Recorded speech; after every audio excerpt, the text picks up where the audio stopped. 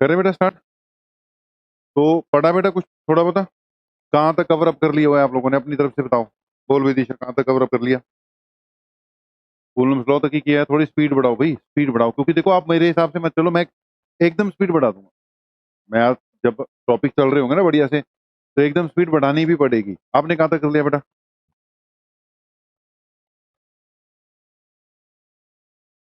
वो लगी है।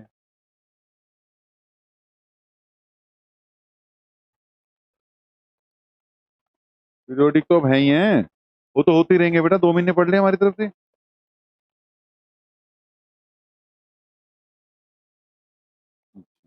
और वो रीडिंग वीडिंग कुछ नहीं कर रही है? वो गोरिशा कहाँ है सच? कहाँ पे? तेरे को भी नहीं बता के जाती वो? तू तो बड़ा बता के जाती है, मैं अमृतसर जा रही हूँ। अच्छा। ये क्या चक्कर है, बता भाई, हम नहीं पढ़ाते, नहीं तो कहाँ गई, जल्दी बता। शादी पे गई है? मासी की शादी कहाँ पर? पता है इसको, जगह का नाम बता तू।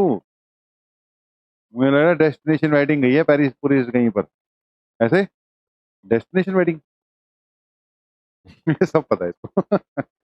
पर पक्की से लिए उसकी, बताती नहीं है। कोई बात नहीं बेटा, हमारे भी दिन आएंगे कभी। हम भी बदले लेंगे। चलो जी, कहाँ पर थे हम? कूलम्स लॉ कर लिया तुमने? कूलम्स लॉ हो गया होगा।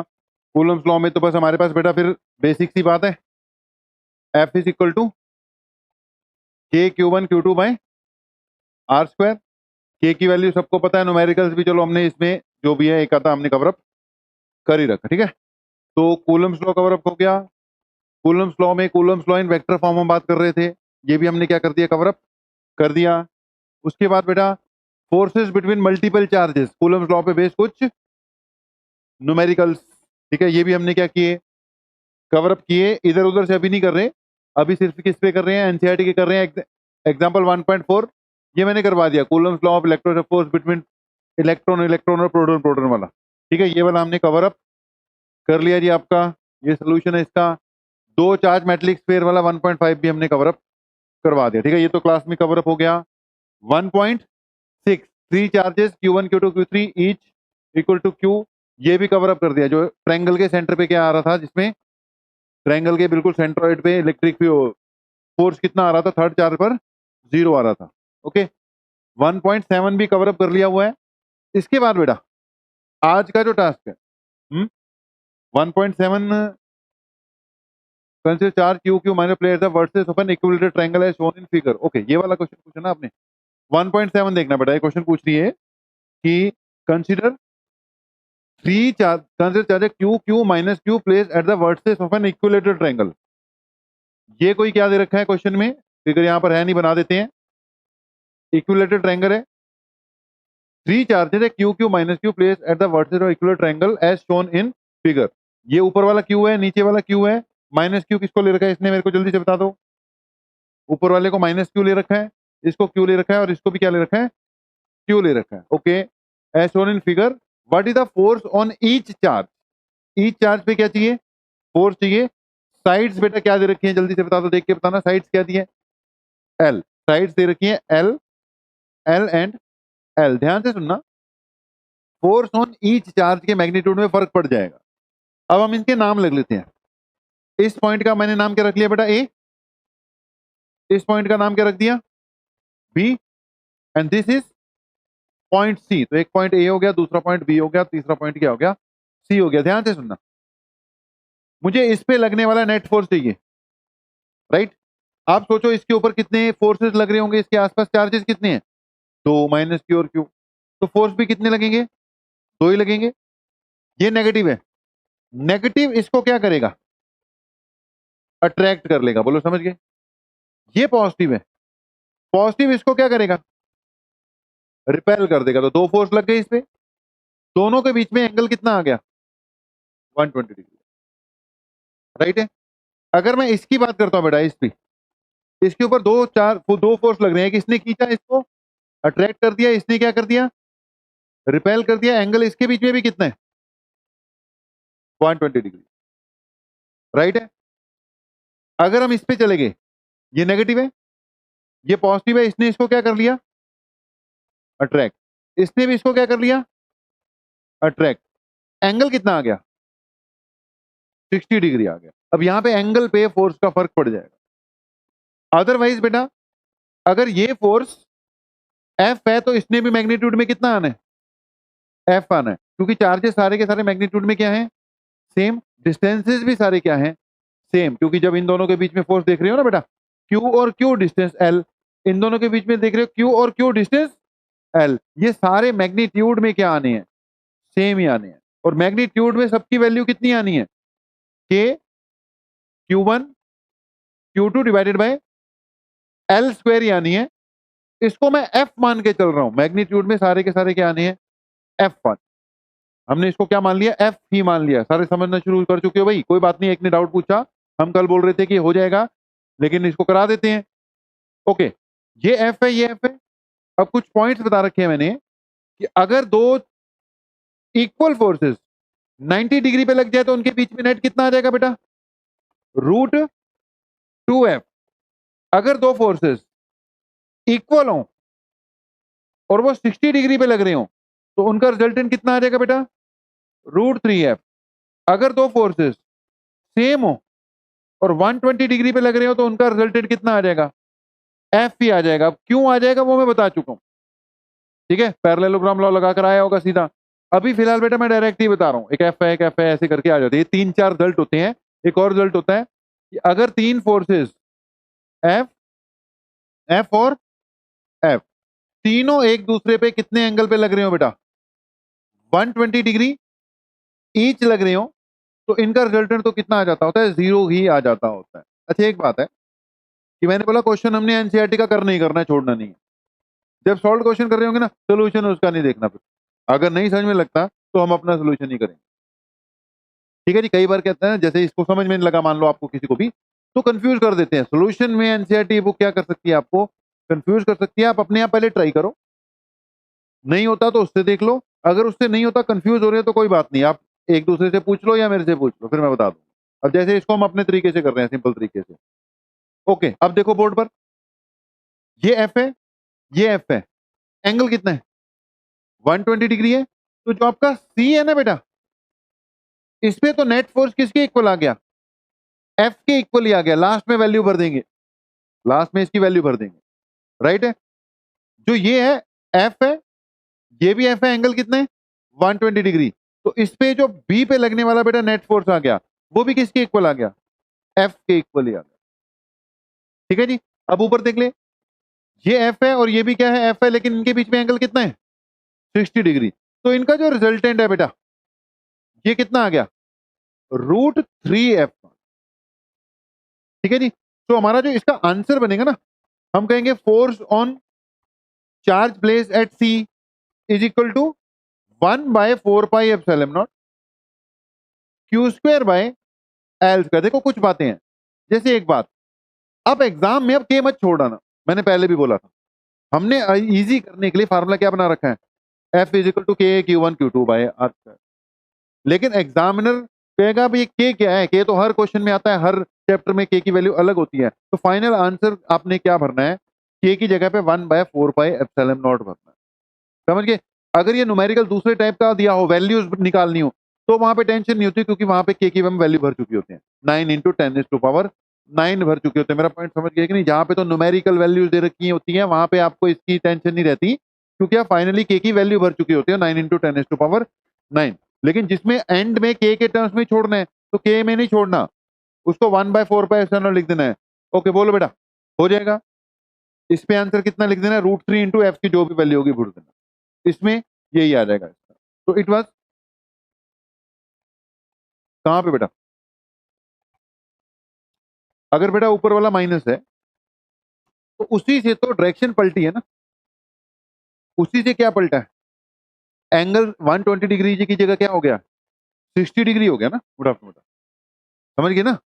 तो वो माइनस का संज्ञान हमने ले लिया हुआ है ना, माइनस क्यों लगा हुआ है, वो माइनस का इफेक्ट है, तभी तो बेटा ये नेगेटिव था, ये पॉजिटिव था, इसने इसको क्या किया, अट्रैक्ट किया, माइनस प्लस ले चुके हैं, वो बार बार माइनस लगाने की जरूरत नहीं है। ओके ठीक है, ऐसे चलो, अगर किसी को कोई क्वेश्चन नहीं हो रहा तो आपने पूछ लेना है, ठीक है। और धीरे धीरे अपनी स्पीड बढ़ा दो। अभी हम सबकी स्पीड क्या चल रही है, स्लो चल रही है। हम कुछ दिन एडवांस थे तो उन एडवांस डेज का हम फायदा उठा के चलो अभी स्लो ही रख रहे हैं, लेकिन मैं एकदम ही स्पीड बढ़ा दूंगा आपको, ठीक है। अभी कुछ ही दिन पे हमें खुद ही टेंशन हो जाएगी कि यार इतने दिन हो गए, अभी तो हम पहले चैप्टर पे बैठे हैं तो हमें स्पीड बढ़ानी ही पड़ेगी। ओके जी, अब बढ़ते हैं थोड़ा आगे। अगली बात बेटा, इलेक्ट्रिक फील्ड। आज का टॉपिक हमारा कहां से स्टार्ट होता है, इलेक्ट्रिक फील्ड से स्टार्ट होता है। इलेक्ट्रिक फील्ड वाला जो है मैं एक बार अपनी तरफ से तेजी से निपटा देता हूं। आपका आज की डेट में घर पे जाकर रिवीजन में इलेक्ट्रिक फील्ड तक कवर अप हो जाना चाहिए, ठीक है जी। इलेक्ट्रिक फील्ड तक कवर अप हो जाना चाहिए। तो बेटा अगर आप इलेक्ट्रोस्टैटिक्स पढ़ रहे हो, चार्जेस एंड फील्ड पढ़ रहे हो, सबसे पहले किसके बारे में पढ़ लिया आपने, चार्ज। वहां पे कई इंपॉर्टेंट बातें थी, चार्ज क्या होता है, चार्ज की प्रॉपर्टीज क्या होती है, चार्ज की यूनिट क्या होती है, charging by friction, charging by induction. Yes,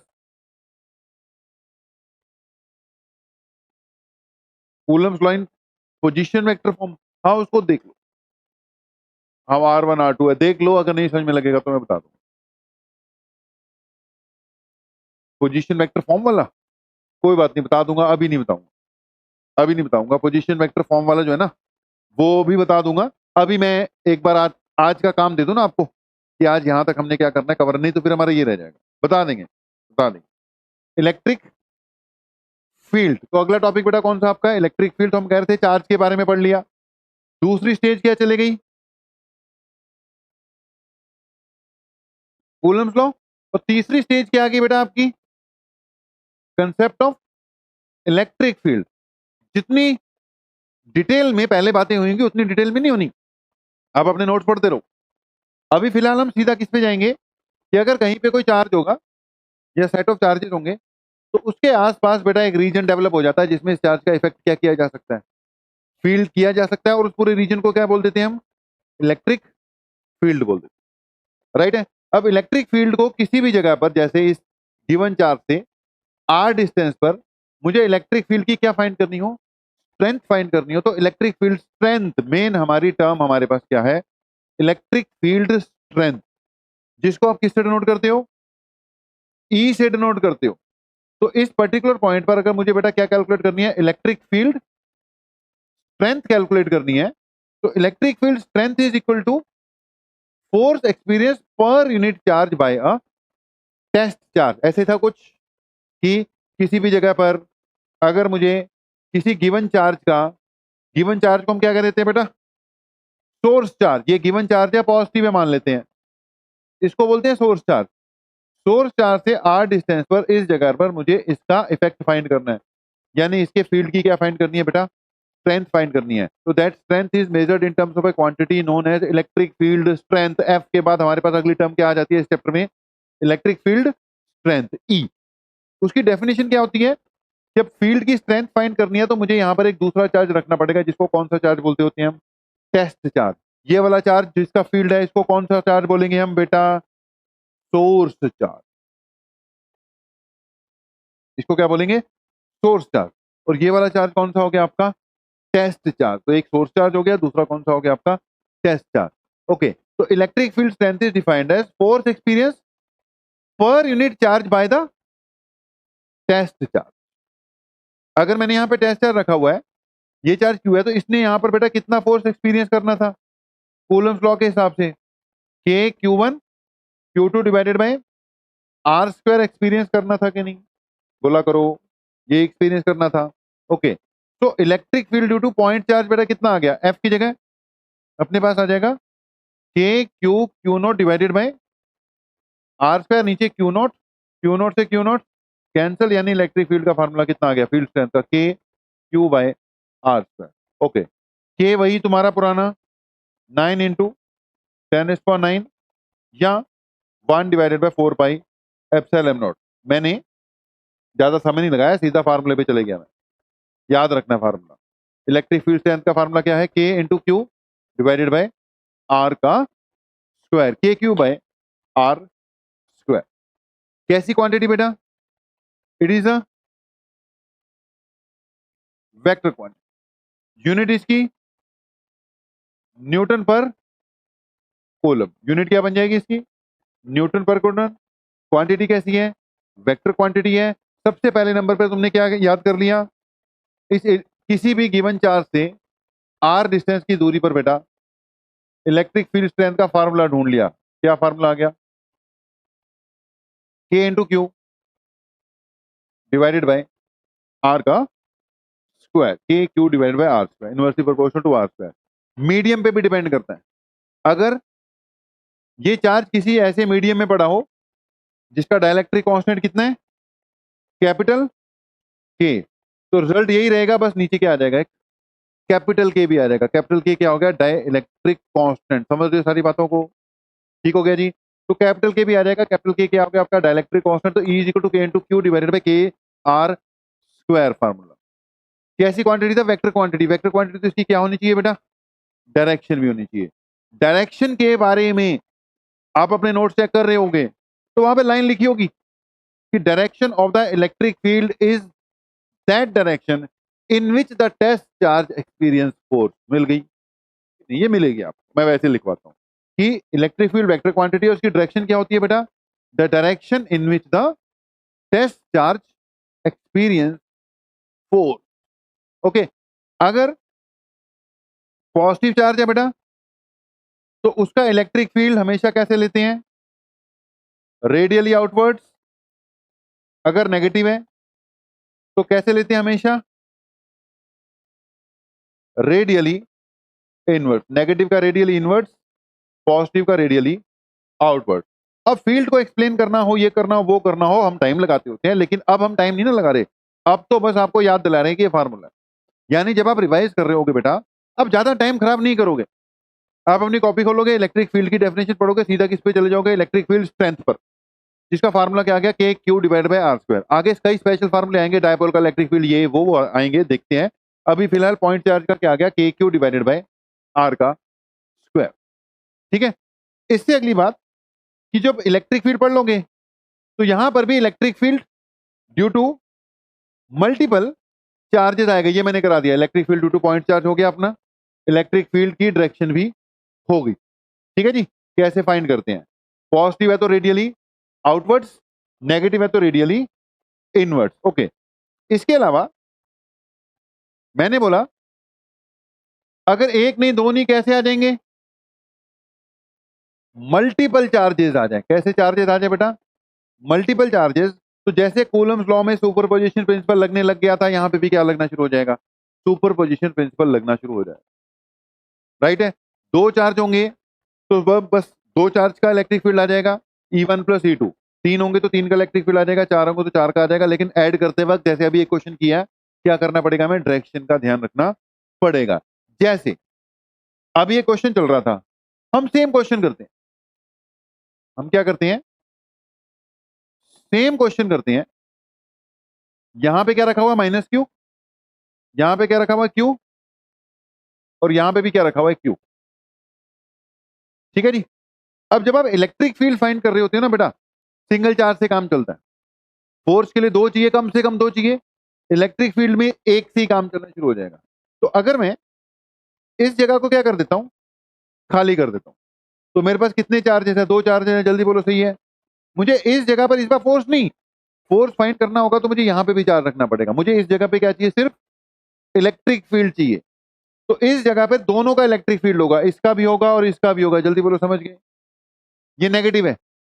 negative का इलेक्ट्रिक फील्ड हमेशा क्या होता है? Radially inward. पॉजिटिव का इलेक्ट्रिक फील्ड कैसा होता है? Radially outward. तो नेगेटिव का इलेक्ट्रिक फील्ड हमने बेटा रेडियली इनवर्ड, यानी इसकी तरफ ले लेना है। इलेक्ट्रिक फील्ड है ना, तो इसका नाम रखा मैंने E1। पॉजिटिव है, पॉजिटिव का इलेक्ट्रिक फील्ड कैसे होता है? Radially outward. बोलो, समझ रहे हो कि नहीं? और नेट इलेक्ट्रिक फील्ड ये E1 है, E2 है, इनका क्या आएगा? सम आएगा। कौन सा सम? Vector sum. ये चार्ज कितना है? क्यू। ये भी कितना है? क्यू। चार्जेस सेम है कि नहीं? बोला करो। चार्जेस सेम है। चार्जेस दोनों बिल्कुल क्या है? सेम है। और डिस्टेंस भी दोनों बिल्कुल क्या है? सेम। तो क्या E1 और E2 के मैग्नीट्यूड सेम आएंगे कि नहीं आएंगे? आ जाएंगे। तो बोला करो, थोड़ा रिस्पॉन्स नहीं आ रहा। आएंगे कि नहीं आएंगे? आएंगे। कितने आ जाएंगे बेटा? मैग्नीट्यूड में E1 और E2 आपस में क्या आएगा? इक्वल आएगा। और फार्मूला क्या होगा इलेक्ट्रिक फील्ड का? K q by r square. तो यहां पर के दोनों चार्जेस मैग्नीट्यूड में क्यू है, नीचे क्या आ जाएगा, ए स्क्वायर आ जाएगा। अब फिर वही बात, नेगेटिव का ध्यान बेटा मैंने रख लिया, डायरेक्शन में शो कर दिया।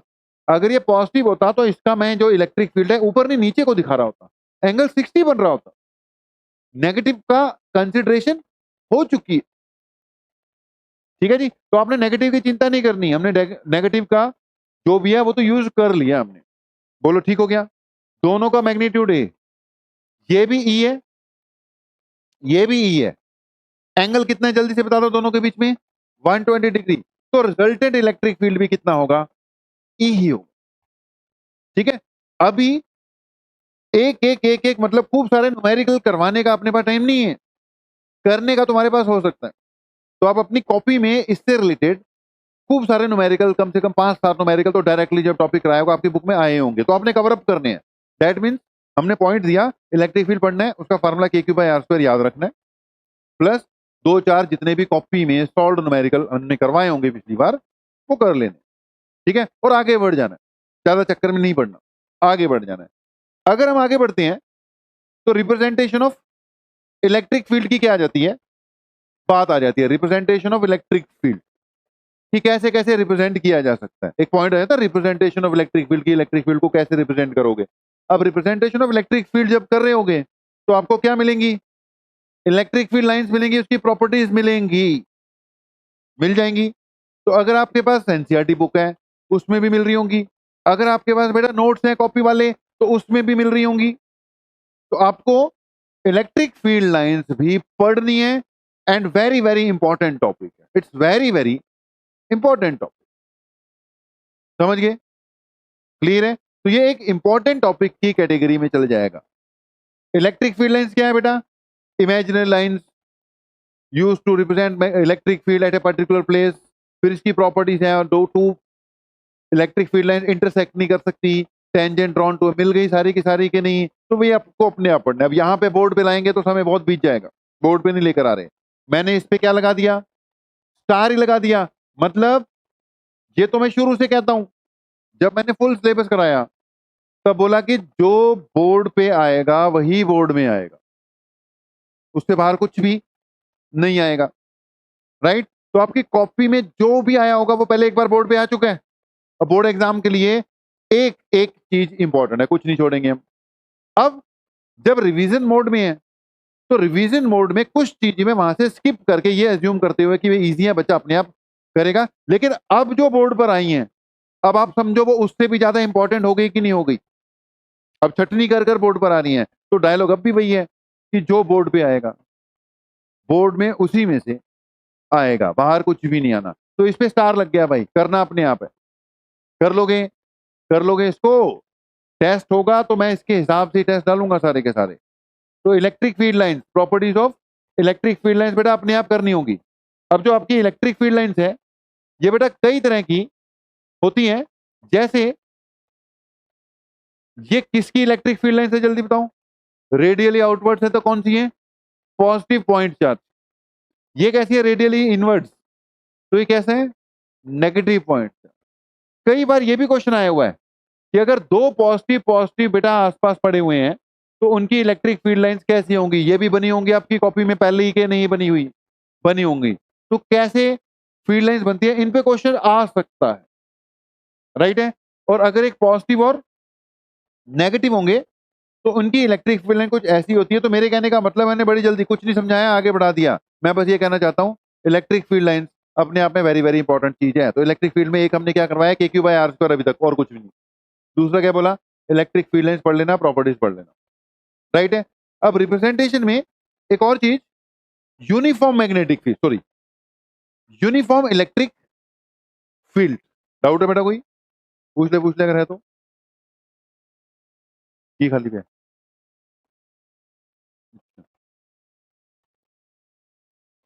ओके, और क्या बोल रहा था मैं कि रिप्रेजेंटेशन में एक और बात, ये एनसीईआरटी बुक में नहीं दिया होगा, यूनिफॉर्म इलेक्ट्रिक फील्ड। ओके, कोई बताएं अगर इलेक्ट्रिक फील्ड कैसे रिप्रेजेंट करना है बेटा, मैंने यूनिफॉर्म इलेक्ट्रिक फील्ड, तो उसकी इलेक्ट्रिक फील्ड लाइन कैसी होंगी जल्दी बताओ, parallel straight equidistant line, रटा हुआ लाइन के नहीं, पैरेलल भी होनी चाहिए बेटा, स्ट्रेट भी होनी चाहिए और इक्विडिस्टेंट भी होनी चाहिए। Parallel, straight, equidistant. तो अगर ये कैसी है बेटा, पैरेलल है, स्ट्रेट है, इक्विडिस्टेंट है, तो ये किसको रिप्रेजेंट करती हैं? These represent a uniform magnetic electric field. Okay, तो ये यूनिफॉर्म इलेक्ट्रिक फील्ड ऐसे रिप्रेजेंट होगा। ओके, अब एक और बहुत ही इंपॉर्टेंट बात, electric field due to system of charges, ये मैंने बता दिया। प्रिंसिपल ऑफ सुपरपोजिशन की अपनी बात चल ही रही थी, इस पे न्यूमेरिकल्स आएंगे, करते हैं, ये हो जाएगा। ठीक है जी, क्लियर ही है, कर लोगे। अगली बात आ गई फिर, एक तो क्या है न्यूमेरिकल, इससे पहले एक और पॉइंट बताऊं। Force on A charge particle when place in external electric field, ये भी बड़ा इंपॉर्टेंट पॉइंट। अभी तक आपने पॉइंट चार्ज का क्या पढ़ लिया? फोर्स। और पॉइंट चार्ज का क्या पढ़ लिया? Electric field. फोर्स फाइंड करने का formula k q one q two by r square, field find करने का formula k Q by r square. मान लो वो रट गया, डायरेक्शन कैसे फाइंड करते हैं, न्यूमेरिकल भी कर लिया, एक्सेट्रा एक्सेट्रा, सारी चीजें हो गई। फिर बेटा अगली बात कि अगर एक यूनिफॉर्म इलेक्ट्रिक फील्ड है, कैसा इलेक्ट्रिक फील्ड है? Uniform electric field. If there is a uniform electric field, अब इस इलेक्ट्रिक फील्ड में अगर कोई चार्ज पार्टिकल रख दिया जाए, तो इस चार्ज पार्टिकल पर इस इलेक्ट्रिक फील्ड के कारण क्या लगने वाला है? फोर्स लगने वाला है। और वो फोर्स कितना होता है बेटा? याद होगा, लेकिन फिर भी याद करवा रहा हूं, कितना होता है? F is equal to Q into E, याद आ गया? That force is equal to F is equal to Q into E. ठीक है जी, ई ये इलेक्ट्रिक फील्ड है, F फोर्स है, Q इस पे चार्ज है। ओके, अगर ये फोर्स लगेगा तो इसकी कुछ ना कुछ क्या होनी चाहिए? डायरेक्शन भी होनी चाहिए, बोल दो, होनी चाहिए। अगर ये फोर्स है तो इसकी कुछ ना कुछ डायरेक्शन भी होनी चाहिए। डायरेक्शन कैसे देखते हैं? अगर आपका चार्ज बेटा जी पॉजिटिवली चार्ज है तो it will experience force in the direction of electric. अगर ये नेगेटिव चार्ज है तो it will experience force opposite to the direction of electric. याद आ गया? यहां पर एनसीईआरटी बुक की ना बैक एक्सरसाइज में क्वेश्चन है, मैं यही करा देता होता हूं। एक क्वेश्चन आ जाता है कि एक पार्टिकल है, a charge particle is freely suspended in air. एक पॉजिटिवली चार्ज पार्टिकल है, it is freely suspended in air. उसका मास दे रखा होगा, या पार्टिकल की बजाय उसने बोल दिया proton is freely suspended in air, नाम ही बोल दिया, सब कुछ अपने आप ही समझ जाओगे। Proton is freely suspended in air, find the magnitude and direction of the electric field present there. अब कहानी है, जब इलेक्ट्रिक फील्ड पूछ रहा है वो, तो जाहिर सी बात है जो प्रोटॉन है वो इलेक्ट्रिक फील्ड के कारण फ्रीली सस्पेंडेड इन एयर है। कोई भी चीज है वो हवा में फ्रीली सस्पेंडेड नहीं रह सकती, क्योंकि अगर उसका कुछ ना कुछ मास है तो ग्रेविटी उसको नीचे खींच कर ले जाएगी। अब इस पे ग्रेविटी लग रही है and it is freely suspended, मतलब इसके ग्रेविटेशनल फोर्स को, यानी इसके वेट को किसी चीज ने क्या कर रखा है? बैलेंस कर रखा है। तो जब इलेक्ट्रिक फील्ड की बात चल रही है तो बैलेंस किसने कर रखा होगा? क्यू ने बैलेंस कर रखा होगा। जल्दी बोलो, समझ गए? तो मैंने पार्टिकल का नाम क्या ले लिया था बेटा? प्रोटॉन। प्रोटॉन को नीचे कौन खींच रहे हैं? mg। इसको बैलेंस कर रखा है किसी ने, तो किसने बैलेंस कर रखा है? इलेक्ट्रोस्टैटिक फोर्स ने। ये किसके इक्वल है? क्यू के इक्वल है। ऐसे सारे क्वेश्चन में एक ही formula, Q is equal to mg, कर रखा होगा कॉपी में पक्का। तो एक ही फार्मूला है, Q is equal to mg। Point ये है, नया नया पढ़ने की जरूरत नहीं है, नया नया अपने आप आता रहेगा। जब हम कर रहे होंगे ना, जब हम पढ़ते हैं करते हैं, वो ऑटोमेटिकली नया आएगा ही आएगा। मैं टेस्ट दूंगा, टेस्ट में नए क्वेश्चन आ जाएंगे, उनको हम डिस्कस कर रहे होंगे।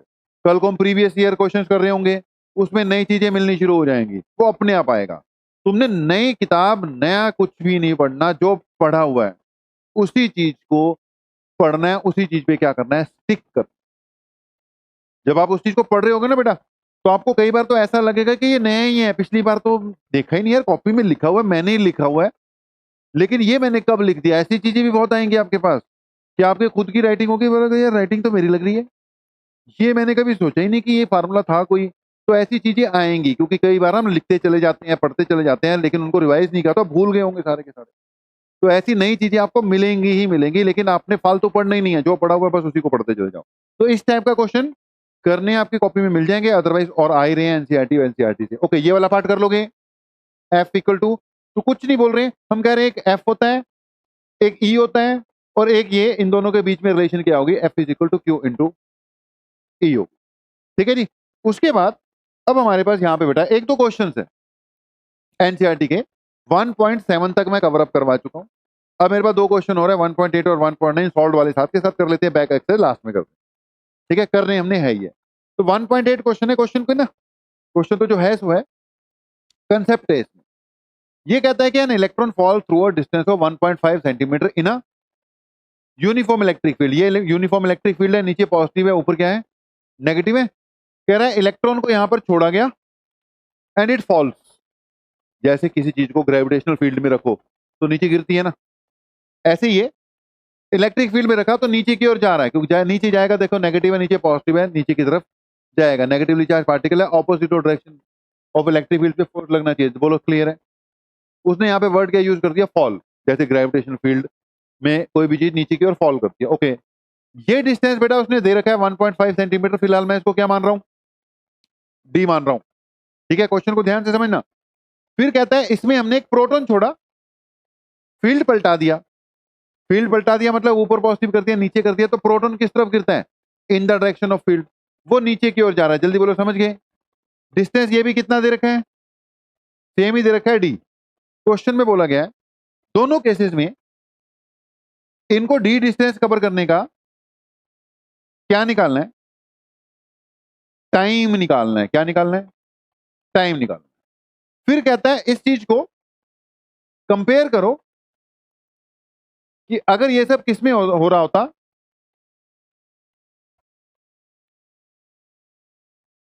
ग्रेविटेशनल फील्ड में हो रहा होता, तो ग्रेविटेशनल फील्ड में ये डिस्टेंस डी करने में जो टाइम लगता है इलेक्ट्रॉन और प्रोटॉन को, इस सिचुएशन को उसके साथ क्या करो, कंपेयर करो। जल्दी से समझोगे क्वेश्चन को, क्वेश्चन सही है, लॉजिक भी है इसमें, पहले भी मैंने करा रखा होगा, जब मैंने क्लास में कराया होगा तो मतलब कुछ क्वेश्चन एनसीईआरटी के देखो माइंड में वैसे फिट होते हैं, वो पहले ही करा रखा होगा, कोई बात नहीं, दोबारा करा रहे हैं अभी। ठीक है, अब पॉइंट समझना बेटा, ये नीचे क्यों गिर रहे हैं, क्योंकि इसको इलेक्ट्रिक फील्ड खींच के लेके जा रहा है, पहले रेस्ट पे था। इलेक्ट्रिक फील्ड के कारण इस पे क्या लग रही होगी, एक्सेलेरेशन। इस पे भी क्या लग रही होगी, एक्सेलेरेशन।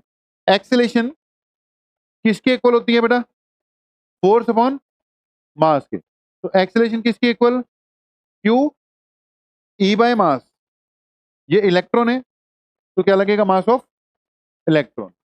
इस पे जो एक्सेलेरेशन लग रही होगी बेटा, इस पे, वो भी किसकी इक्वल आ जाएगी, क्यू ई डिवाइडेड बाय, लेकिन यहां पे मास किसका आ जाएगा, प्रोटॉन। बोलो समझ रहे हो।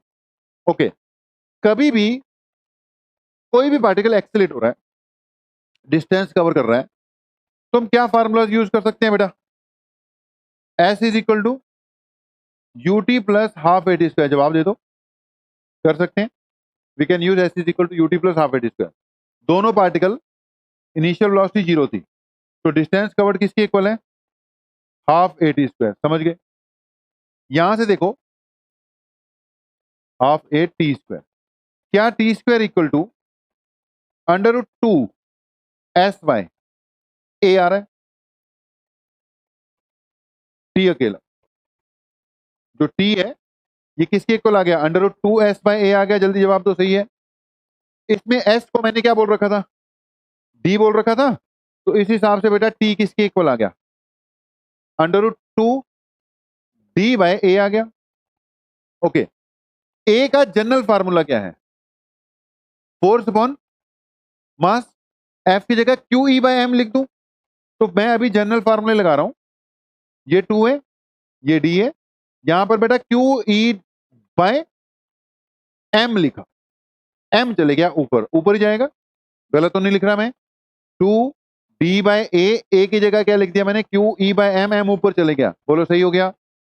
ठीक है, अब ध्यान से सुनना, अगर मैं इलेक्ट्रॉन का टाइम फाइंड कर रहा हूं, डिस्टेंस सेम है इलेक्ट्रॉन प्रोटॉन दोनों में, लेकिन मास दोनों का अलग अलग है। एक में एमपी पुट होगा, एक में क्या पुट होगा, एमई पुट। चार्ज दोनों का सेम है, दोनों में क्या पुट होगा, ई पुट होगा, ई यानी 1.6 इंटू 10⁻⁻19। बेटा समझ भी रहे हो, आंसर आ जाएगा। बस इतना बताओ, प्रोटॉन और इलेक्ट्रॉन का जो टाइम है सेम आएगा कि डिफरेंट आएगा? डिफरेंट आ जाएगा, क्योंकि मास का क्या हो गया, फर्क हो गया। अगर प्रोटॉन की बजाय कोई और ही पार्टिकल होता ना, एक अल्फा पार्टिकल होता, एक प्रोटॉन होता, तो मास के साथ साथ चार्ज का भी क्या आता, फर्क आता, चार्ज का भी फर्क आता। तो पॉइंट ये है कि जब इलेक्ट्रिक फील्ड में कोई भी चीज नीचे की ओर इलेक्ट्रिक फील्ड के कारण आ रही है, तो दो पर्पस से इसके, एक तो आपको टाइम निकलवाना, टाइम तो निकाल लोगे आप अपने आप। दूसरा तो ये बताना कि यार वो अलग अलग पार्टिकल्स के लिए टाइम क्या हो जाएगा, अलग अलग हो जाएगा, क्योंकि वो मास पे भी डिपेंड करता है और चार्ज पे भी डिपेंड करता है। बट ग्रेविटेशनल फील्ड में क्या आपने time taken to fall height h का फार्मूला √2hg डायरेक्टली याद कर रखा है कि नहीं कर रखा है, ये बताओ। कर रखा है, क्योंकि उसमें एक्सेलेरेशन QE/m जो है वो अल्टीमेटली g होती है। QE/m करके क्या पुट हो जाती है, g पुट हो जाती है। तो एक लास्ट पार्ट जो था इसमें कि contrast the situation with that of free fall under gravity. तो इनमें जो कंट्रास्ट ये है कि in electric field time taken by the particle to cover a particular distance या to fall through a particular distance depends on mass of the particle as well as on the charge of the particle, therefore it will be different for different particles. But in case of gravitational field, time will be same for all the particles independent of their charge and independent of their mass. समझ गए कि नहीं? ठीक है जी, done है। तो एक ये क्वेश्चन मतलब करना चाहिए। अब देखो ये क्वेश्चन आपका, अभी आपने किसी ने बोला कि यार सर ये तो करा रखा है, तो रिपीट हुआ ना 2 बार, तो लेकिन भूल चुका होगा, दूसरी बार कराया तो कुछ चीजें याद आ गई होंगी और थोड़ा हेल्प मिली होगी। अब इसको अपने आप करना है, ठीक है जी।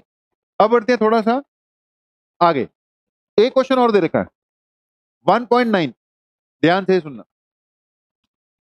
2 point charges Q1 Q2 of magnitude 10⁻⁸ coulomb. Q1 और Q2 दोनों का मैग्नीट्यूड, एक यहां पड़ा है बेटा, एक इस जगह पे पड़ा है, डायग्राम एनसीईआरटी वाला ही है। कितना चार्ज है इस पे, Q1 हो या Q2 हो, इट इज 10⁻⁸ कूलम। दूसरा नेगेटिव ऑफ 10⁻⁸ कूलम। मैग्नीट्यूड में दोनों क्या है, सेम है, लेकिन बेटा ये नेगेटिव है और ये क्या है, पॉजिटिव है। बोलो क्लियर है, डायग्राम क्लियर? ये दिख रहा है ना पॉजिटिव नेगेटिव, ये दिख रहा है ना यार? हाँ कुछ नहीं दिख रहा। ओके, ए नेगेटिव है, ये पॉजिटिव है। Calculate the electric field A B C. कहां कहां इलेक्ट्रिक फील्ड फाइंड करना है, ए पे, बी पे और सी पे। थोड़ा सा हेल्प कर देना मेरी करवाने में। ए बी सी, ए कहां है, बिल्कुल सेंटर पर। ये डिस्टेंस टोटल 1 मीटर है, लेकिन ये 0.5 डायग्राम में सबको दे रखा था। इस जगह पर जो नेट इलेक्ट्रिक फील्ड है, दो चार्जेस के कारण है। बोला करो, ये पॉजिटिव है। पॉजिटिव का इलेक्ट्रिक फील्ड कैसा होता है, रेडियली आउटवर्ड। तो पॉइंट यहां पर है, ये रेडियली आउटवर्ड के चक्कर में इधर को जाएगा कि नहीं जाएगा, समझ गए? ये इस पर्टिकुलर डायरेक्शन में जाएगा, तो ये पॉजिटिव चार्ज वाले का इलेक्ट्रिक फील्ड तो गया इधर। ये नेगेटिव है, नेगेटिव वाले का इलेक्ट्रिक फील्ड इधर को आएगा, रेडियली इनवर्स। बोलो समझ गए, बोला करो यार। ओके, तो नेगेटिव वाले का इलेक्ट्रिक फील्ड भी इस तरफ आ गया। तो बेटा एक E1 है, एक E2 है, लेकिन मैग्नीट्यूड दोनों के क्या हैं, सेम। डिस्टेंस भी दोनों के क्या हैं, सेम। तो दोनों को मैंने क्या लिख दिया, E लिख दिया। आंसर 2E आ रहा है कि नहीं आ रहा? सही है, E की वैल्यू में भर दूंगा। तो फर्स्ट पार्ट का जो E है बेटा, उसका आंसर तो आ जाएगा EA is equal to 2 into E. E की जगह K, Q/r²। Q की जगह Q1 Q2 दोनों में क्या है, 10⁻⁸ कूलम। नीचे R कितना बेटा, 0.5 का होल स्क्वायर। बताओ अपने आप सॉल्व कर लोगे कि नहीं? जवाब दे दो जल्दी से, क्योंकि क्यों टाइम खराब करना, सॉल्व तो अपने भी कर लोगे। एनसीईआरटी का बुक का क्वेश्चन है, साथ में न्यूमेरिक हो, आंसर भी दे ही रखा होगा। बोलो छोड़ दें, किया जा सकता है। ओके, अब भले किसी को ये बहुत इजी लगे, भले किसी को ये डिफिकल्ट लगे, लेकिन हमने अभी इसी लेवल पे रहना है। इजी लगे तो इजी सही, डिफिकल्ट लगे तो डिफिकल्ट सही। हर तरह के क्वेश्चन एनसीईआरटी में हमें मिल ही जाने। किया जा सकता है, किया जा सकता है, करोगे जाकर के नहीं, दोबारा अपने हिसाब से कर लोगे इसको। ओके, अब कहां पे पहुंचे? बी पर। ध्यान से सुनना, ये जो बी पॉइंट है ये पॉजिटिव चार्ज है। पॉजिटिव पर इसका इलेक्ट्रिक फील्ड रेडियली आउटवर्ड गया, बोला करो। इसी जगह पर ये नेगेटिव है, नेगेटिव का इलेक्ट्रिक फील्ड रेडियली इनवर्ट्स आ गया नेगेटिव की तरफ, दोनों कैंसिल हो जाएंगे, जीरो आ जाएगा, जीरो आ जाएगा, जीरो आ जाएगा, नहीं, क्योंकि मैग्नीट्यूड में सेम नहीं है बेटा, डिस्टेंस अलग अलग। पॉजिटिव चार्ज का डिस्टेंस सिर्फ 0.5 है, नेगेटिव चार्ज का डिस्टेंस 0.5, 0.5, 0.5, 1.5 हो चुका है। समझ गया कि नहीं? इस जगह कहां पे चाहिए? ये है ना बी पॉइंट, 1.5 आ जाएगा। जवाब दोस्त सही है कि नहीं? तो जो बी पे इलेक्ट्रिक फील्ड आएगा ना बेटा, अच्छा बड़ा कौन सा होगा? पॉजिटिव का इलेक्ट्रिक फील्ड ज्यादा आएगा कि नेगेटिव का इलेक्ट्रिक फील्ड ज्यादा आएगा? पॉजिटिव का, क्योंकि नजदीक कौन है? पॉजिटिव, दूर कौन है? नेगेटिव, तो फील्ड ज्यादा किसका बना था? पॉजिटिव वाले का। तो मैं आंसर लिख रहा हूं, ध्यान से सुनना, के क्यू तो बाहर आ जाएगा, बोलो समझ गए, बोलो समझ गए। नीचे क्या आएगा? 1 डिवाइडेड बाय पॉजिटिव वाले का पहले लिख रहा हूं क्योंकि बड़ा था, 0.05, 0.05 का square minus 1 divided bye 0.05 plus 0.05 plus 0.05, 0.15 बनेगा, 0.15 भी बनेगा, 0.05 प्लस 0.05 प्लस 0.05 करके देख लो यार, कैलकुलेटर निकाल लिया दिशा में, 0.15 का स्क्वायर बन जाएगा। ओके, ऊपर मैंने गलत लिखा हुआ है, वो 0.05 था बेटा, उसको क्या करना था आपने? 0.05। ओके, जवाब दो, वैल्यू भर के सॉल्व किया जा सकता है। अब कई बार हमें लगता है किया जा सकता है, लेकिन जब तक करके नहीं देखोगे तब तक नहीं होती है। एंड तक पहुंचा देना, एंड तक पहुंचाना आपकी ड्यूटी। के की वैल्यू भरो 9 इंटू 10⁻9, क्यू की वैल्यू भरो 10⁻−8, अपने आप आंसर इसका आता जाएगा। अब किस पे पहुंचे? क्वेश्चन नंबर, सॉरी, इसके सी पार्ट पे ध्यान से सुनना। इस जगह पर अगर इलेक्ट्रिक फील्ड फाइंड करना हो तो इस जगह पर, इस जगह पर ये नेगेटिव चार्ज है, ध्यान से सुनो, मैं अपने डायग्राम बनाता हूं। ये नेगेटिव है, ये क्या है? पॉजिटिव। इस जगह पे नेगेटिव ने इलेक्ट्रिक फील्ड कैसे देना है? Radially invert. पॉजिटिव ने कैसे देना है? Radially outward. चार्जेस का मैग्नीट्यूड दोनों का सेम, डिस्टेंस दोनों का सेम, समझ गए? तो वैल्यू भी दोनों की सेम। ये ई आ जाएगा, ये भी ई। ये इजी करने का बेटा मेथड है, नहीं तो कहां वैल्यू भरते रहेंगे। हमने देखा चार्ज भी सेम, डिस्टेंस भी सेम, वैल्यू भी क्या आएगी? सेम। अभी इसका नाम क्या रख दिया? ई रख दिया, मान लो ये ई है। अब देखो, अभी थोड़ी देर पहले तो सिखा रहा था एंगल कितने हैं? 120 डिग्री। भाई ई और ई 120 डिग्री पे है, तो रिजल्ट क्या आएगा? ई ही आ जाएगा, 120 डिग्री पे है। तो आंसर थर्ड पार्ट का बेटा ई ही आ जाना है, जो कि किसके इक्वल है? के क्यू बाय आर स्क्वायर है। के की जगह 9 इंटू 10⁻9, क्यू 10⁻−8, और आर की जगह 0.1 का स्क्वायर। मेरे भाई सॉल्व कर लेना, आंसर आ जाएगा। इसको सॉल्व करोगे तो you will get the answer. ठीक है जी? तो भाई आपको घर पे जाके पढ़ना है, तभी बात बनेगी। क्लासेस रेगुलरली अटेंड करनी है, तभी बात बनेगी। कुछ चीजें ऐसी हैं, आपके जो लास्ट रिवीजन क्लासेस लगाने का आपको डायरेक्ट बेनिफिट होने वाला, कुछ ऐसे क्वेश्चन होंगे कि जो क्लास में किए होंगे आपको एग्जाम में डायरेक्ट मिल रहे होंगे। राइट है जी? अब जल्दी बताओ, इलेक्ट्रिक फील्ड तक प्रिपेयर करके रखते हो कि नहीं रखते? रख लो। नेक्स्ट वीक स्पीड तेज होने वाली है, पहले बता रहा हूं, क्योंकि इतनी स्लो थोड़ी हम चलते रहेंगे। नेक्स्ट वीक स्पीड तेज होने वाली है। राइट है? ट्यूसडे आपका टेस्ट होने वाला है, जो सैटरडे वाला टेस्ट था हमने लिया नहीं क्योंकि काम ही नहीं हुआ था। ट्यूसडे आपका टेस्ट होने वाला है, जितना पार्ट हो जाएगा उतने पार्ट का ही लिया जाएगा। ठीक है? ट्यूसडे आपका टेस्ट होने वाला है, अगला टेस्ट फिर देखेंगे, वो ट्यूसडे सेट कर दूंगा। ठीक है? नेक्स्ट ट्यूसडे लेंगे, मतलब ट्यूसडे एक बार सेट हो गया तो देखते हैं, वही सेट करते हैं। ठीक है जी? चलो ठीक है, करते रहो कुछ ना कुछ।